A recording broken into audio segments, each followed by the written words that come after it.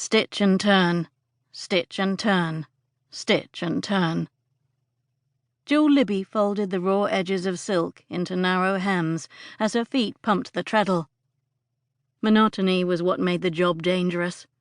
Most scarred fingers belonged not to the newest workers at J. Mobley, elegant corsets for the particular woman, but to those who had spent enough time in the sewing room to forget that the needle could hypnotize just before it bit.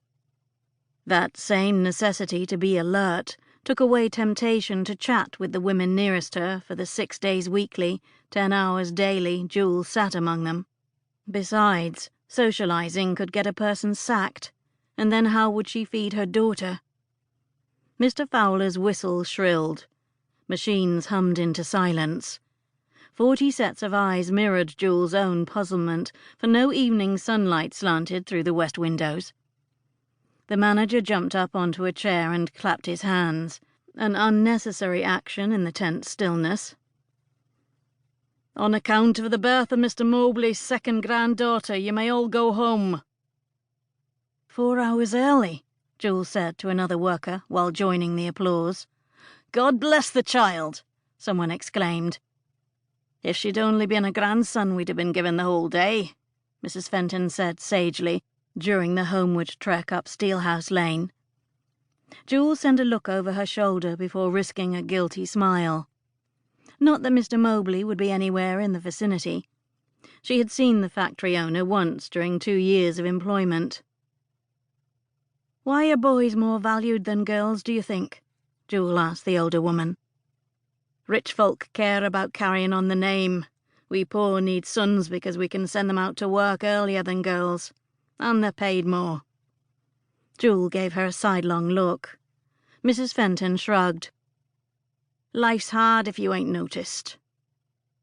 They hurried past Perseverance Iron Works, its chimney belching smoke into the already pewter sky. Windows sent out ripples of heat. Jewel wondered how many sons of the poor sweat inside. "Thank God I have a girl," Jewel thought. Not that raising a daughter was easy. Most of her worries centered around Becky, particularly of late. They turned onto Vesey Street, then Hall's Passage. 3-story tenement buildings rose on both sides, identical in their stained brick, filth, foul odours, and weed-choked courtyards.